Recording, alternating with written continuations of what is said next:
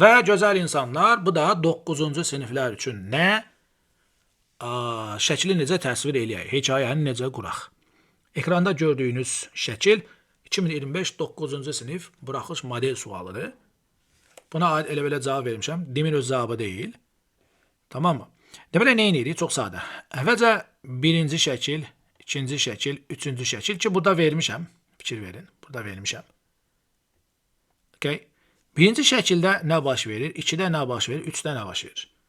Bizdən bunları istəyir və minimum 35 söz lazım. 35-dən aşağı düşdüksə 0 bal alacaq. Qrammatik və orfoqrafik yenə səhv eləmirik. Mövzudan kənara çıxmırıq ki, tam bal alaq. Okay? Bu 1. 2.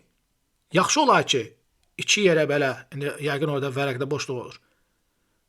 Ortadan xətt çəkib, solda Azərbaycanca yazın. Təsvir eləyin. Cümlələr sadəcə çox qeyri, belə qəliz olmasın, sadə olsun.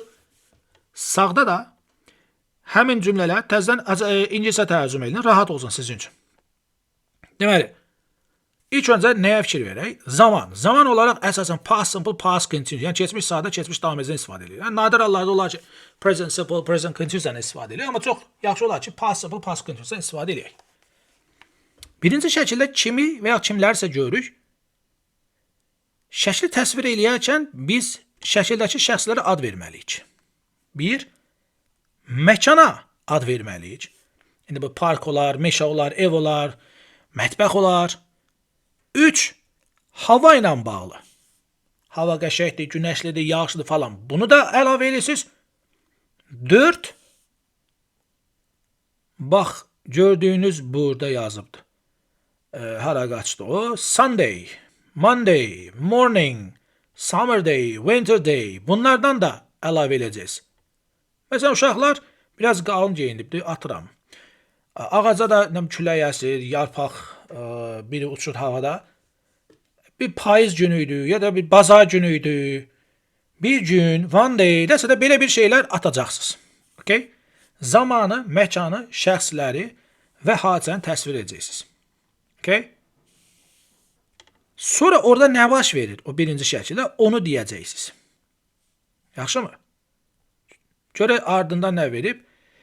Şəkildə nədir? Şəkildə məsələ nədir? Şəkildə məsələ nədir? Okay, eyni şeyi təzən təkrarlamışıq. Sonra deməli, nə baş verir, nə etmək istəyirlər? Suallara cavab yazırıq. Məsələ, problemin halı necə bitdiyini. Okay, şəkil 3-də. Deməli, gəl buradan gedək, ən yaxşısı budur. Hadisənin baş verdiyi yer, zaman, məkan, insanlar, şəxslər və nə etmək istəyirlər. Dedikmi? Sağ tərəfdə şablonumuz var. It was a sunny day, windy day, rainy day, snowy day, çefsənidir. Bu picture sözündən çox istifadə etmək ehtiyac yoxdur.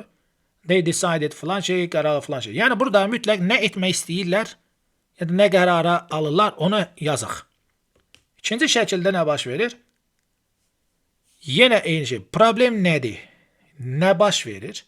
Ya da nə edirlər? Okay? 3-də isə sonluqdur. Nə oldu? Necə bitdi? Və şəxslərin hisslərini yazaq. Məsələn, gəl baxaq burada. Birinci şəkildə gedirlər gəzməyə. Bu qısa ümumidir. İkinci şəkildə, daha doğrusu gelirlər gəzməyə, görürlər ki, bir pişik ağacdadır. İkinci şəkildə yanğı söndürən gəlir, pişik xilas edir. Üçüncü şəkildə buraxırlar yerə, hamısı sevinir, gülürlər. Yəqin ki, pişik də sevinir. Məsələ bağlandı. Amma biz bunu təsvir eləməliyik, belə körtəbii şəkildə yox. Yazıb ki, it was Sunday and weather was sunny and warm. Yəni, isti yox, mülayim idi. Bunlar da çöldə gəzirlər, parkda gəzirlər. Görürsünüz, yazıb. Miyo səsi eşidirlər, kətin miyoldamasını eşidirlər. Ağacdadır, kət aşağı düşə bilmirdi. Əla. Birinci şəklimiz getdi. İkinci şəkillər nə deyir? Qərarı alırlar ki, firefightersa zəng eləsinlər. Fehenə. Nəysə. Bunlar gəlirlər, gəlməklə yazmaya da bilərsən və kömək edirlər. Bu da ladder'dan çıxdı, siz deyin ki, düşürtdülər, nə bilim kömək elə tutdu, cat, bunu da ağacdan götürdü. Uşaqlar da baxır, heç onu yazmasaz olar. Firefighters pişiyə verdi uşaqlara, onlar çox happy idilər. Pişik belə idi, hər kəs yaxşı hiss eləyirdi özünü falan filan. Nəysə, bitdi mi? Hadisə bitdi. Okay? Yəni, birinci şəkildə yenə ümumi gedirəm. setting, yəni nə baş verir, harada baş verir, nə zaman baş verir, kimlər var, nə görürlər. Tamam mı? İkincidə prosesi artıq siz gördünüz.